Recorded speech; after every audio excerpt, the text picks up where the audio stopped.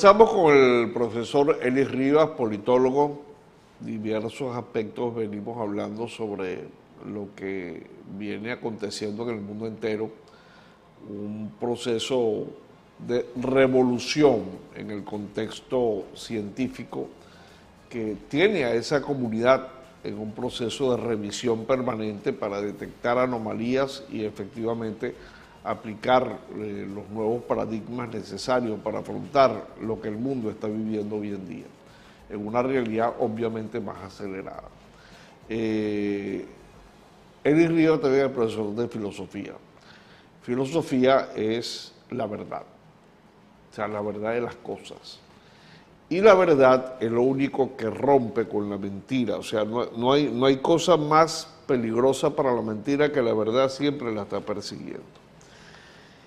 Frente a noticias como calificadas como fake news, que se creen que son verdad porque ahora cualquiera las lanza a la calle.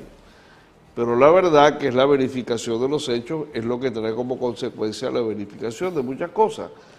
El presidente de los Estados Unidos, Bill Clinton, después del triunfo de Donald Trump en el año 2016, escribe y dice que el Papa Francisco dio unas declaraciones en las que en plena época de la campaña electoral le criticó a Barack Obama que estaba favoreciendo algunas dictaduras radicales, comunistas en el mundo, como el hecho de haber ido a Cuba y haber abierto relaciones con Cuba. Incluso fue con su familia a La Habana y prometió la liberación de los presos de la cárcel de Guantánamo. Y eso favoreció de alguna manera el discurso de Donald Trump frente a la amenaza supuestamente comunista de Barack Obama. El tiempo demostró que las cosas no eran así. Entonces, la verdad le ganó la mentira. Hoy en día, Biden todavía tiene posibilidades de ser presidente de los Estados Unidos, a pesar de su edad, porque es la mejor ficha que tiene ese partido político para estas elecciones, a propósito de un mundo polarizado en Estados Unidos. ¿Por qué decimos eso? Porque efectivamente la verdad es lo único que puede romper las mentiras que estén llevadas en los contenidos que vemos en las redes sociales. Claro, y esto tiene que estar íntimamente vinculado con el proceso de la ética. O sea, una cuestión de la ética y la ética y la política no pueden ir separadas.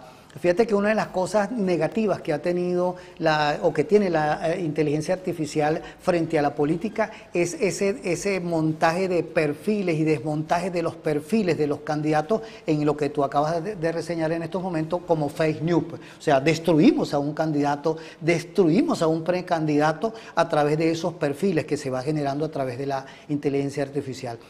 Por eso decía que hay que ir repensándose, porque si manejamos la política bajo el contexto de la ética, indudablemente que el candidato, el líder, tiene que manejarse con principios éticos, porque por sobre todas las cosas esa honestidad lo debe llevar a decir la verdad como tal.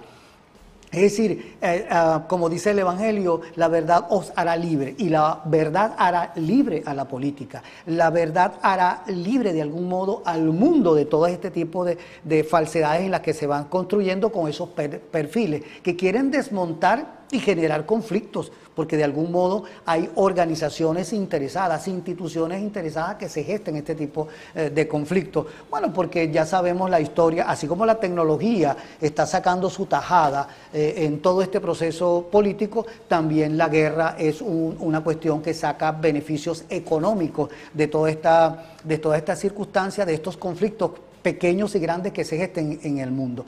¿Qué es lo único que nos va a dejar una esencia válida? Que el dirigente político, que el gobernante siempre se maneje con el escudo de la verdad, con el principio de la verdad. El proceso político venezolano radica en este momento en unas posibilidades de entendimiento. Pero muchos ven el entendimiento como una negociación, y la negociación es muy mal apreciada en Venezuela, cuando la negociación es un proceso esencialmente de la política, porque es el equilibrio que permite que todas las partes convivan. Acá no, acá cualquier asomo de entendimiento, de acuerdos, lo ven como un entreguismo, como te estás vendiendo, eres un alacrán, o sea, perteneces a otro factor, hay un descrédito permanente, pero la verdad es que están conversando. O sea, los que critican a los negociadores tienen representantes en las negociaciones en México, en Noruega, en todos estos lugares, como posibilidad de llegar a acuerdos. El no llegar a un acuerdo es lo que tiene como consecuencia de una prolongación de lo que tenemos actualmente o de lo que algunos vaticinan, una posibilidad de guerra civil. Venezuela frente al mundo. ¿Cómo ve usted la realidad venezolana? Comenzamos conversando este programa con la antipolítica. Y en estos momentos toda la realidad que se vive en Venezuela es parte de esa antipolítica, ese de construir a lo que está, lo que estaba, lo que está, y para venderme yo como lo máximo.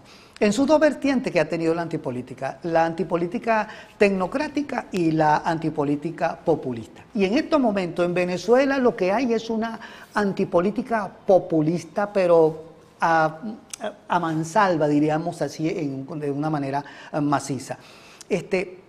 Digo las cosas si me conviene, es un cálculo político permanente. Más nada. Entonces de ahí surgió esa expresión de alacrán y esto. Esa es parte de la antipolítica, de construir, desmontar al otro, desmontar el perfil del otro, porque de algún modo en eso está eso de la inteligencia artificial. Sí, porque la orden es que nos unamos, pero la unión pero sin fulano y sin fulano. Entonces, ¿cómo es eso? Claro. Entonces, fíjate que hay algo que siempre espeluca a todo el mundo, es cuando se hace referencia, ¿qué le dio vida a la Venezuela de antier el pacto de punto fijo? O sea, la solución para las crisis que se vivió en esa década del 60 por allí fue justamente el pacto social del que nos habló Rousseau en ese momento. Eso no se va a repetir. Pero la importancia de esa experiencia fueron 39 años, casi 40 del sistema político venezolano, la constitución que duró más tiempo en la historia de Venezuela, claro, de las 26 que hemos tenido. Claro. Por supuesto que yo no estoy diciendo que hay que reeditar el pacto de punto fijo, pero sí es que hay que entender que para que se dé, valga la redundancia, un entendimiento entre los grupos sociales y los grupos políticos, tiene que haber un consenso y tiene que haber un pacto. Ese pacto social del que habló Rousseau, o sea, mira, necesitamos vamos a ponerle una raya amarilla a esto y entonces vamos a conversar. Ah, bueno, sí, que esto es en política siempre insistimos, esto es un quid pro quo, yo me voy a sentar a conversar contigo a cambio de. Obvio que tú tienes que ceder para que, si no cedes, indudablemente que no vamos a llegar a ningún tipo de acuerdo. Y para que se dé un pacto social tiene que haber un acuerdo. Tiene que haber, del lado del gobierno venezolano, ceder algunos espacios, y del lado de quienes estén sentados representándose, abrogándose como parte de la oposición, que tiene que ser integral. No pueden ser 2 o 3 grupos, tiene que ser una representación equitativa de la sociedad civil en términos generales. O sea, porque lo que hemos visto hasta ahora son grupúsculos que están allí, pero que no representan la integralidad de la sociedad civil en Venezuela. Y cuando hablamos de la sociedad civil en Venezuela, incluimos no solamente a los partidos políticos, sino también a la iglesia, a los empresarios, a los sindicatos. O sea, todos tienen que estar allí porque todos representan la sociedad civil. De lo contrario, yo no sé hasta qué punto hablar de una posible guerra civil en Venezuela pudiese estar allí, que nada es descabellado en el mundo de la política, porque lo hemos visto en todas partes. Pero yo pienso que todavía estamos a pasos de hablar y llegar a una conciliación como tal, para que podamos tener en el futuro inmediato de las próximas elecciones una apertura y darle la vida a la democracia, Joel, y las personas que nos están viendo. La vida a la democracia se da a través de ese intercambio. No es el quítate tú para ponerme yo, sino que esa circulación de que se dé la continuidad y descontinuidad del hecho político como tal. Ahora, es lo que le da vida a la democracia. Ahora, ese es el deber ser. Ahora, ¿y si no? ¿Y si no se logra? ¿Qué va a pasar? tendremos la continuidad de lo que se está viviendo en estos momentos, porque el gobierno cuenta con todas las aristas de poder, de control social como tal, de control económico, de control político, de un control absoluto de las instituciones. Esto está aquí, esto no lo estoy diciendo yo, ni lo dices tú, eso es lo que se vive como tal, o sea, hay un control por parte del gobierno. Esa parte de esa antipolítica que se transforma desde el contexto populista en una autocracia, lo estamos viendo en Venezuela. Ahora, fíjense el peligro. Usted conoce muy bien esto. Lo dijo Platón en La República, en El hombre de la caverna. Claro. Uno de los detenidos logró escaparse cuando vio que el mundo era distinto. No era ese hueco donde estaban escondidos, donde estaban esclavizados, sino que había un mundo verde, animales, animación, había sol. Y cuando le contó al que quedó detenido para liberarlo, lo termina matando, porque no cree que ese mundo efectivamente existe y sigue preso. Ese hombre de las cavernas puede nuevamente subsistir a propósito de esta crisis en la que está el mundo. Sí, ya para finalizar. Todo es válido. Lo que sí debemos recordar es que la democracia sin alternabilidad no es democracia.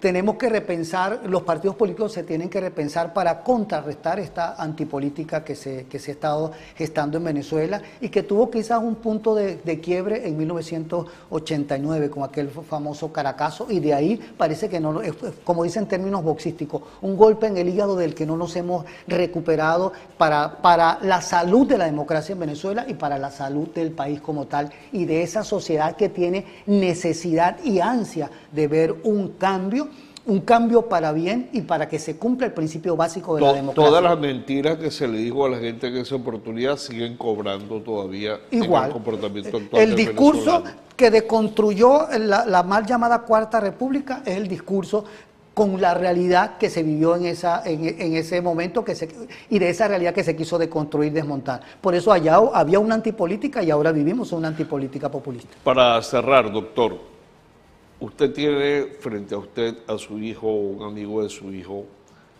que no sabe qué hacer, no sabe qué carrera escoger, no sabe si irse del país, no encuentra, tiene mucha información, tiene muchas posibilidades de estudiar o qué hacer en la vida, pero todavía no toma una decisión concreta.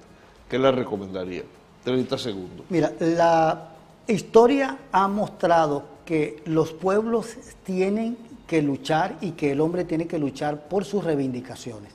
No puedes entregar lo que tienes sin luchar, y tú tienes que luchar. La historia nos ha dicho que el éxito es de los que luchan, de los que son constantes. Lo dijo Bolívar de alguna manera. Entonces hay que luchar. Yo pienso que aquí lo que le queda a los venezolanos es luchar. La lucha por la democracia, la lucha por la libertad. Muchas gracias al profesor Lee Rivas por habernos acompañado en esta oportunidad. Politólogo, doctor en Ciencias de la Educación. Interesantes los aspectos compartidos. A ustedes por tenernos en sus pantallas. La invitación, como todos los domingos 11 de la mañana, en las emisiones de Perfil y en todos los mecanismos y posibilidades que tenemos en las redes sociales.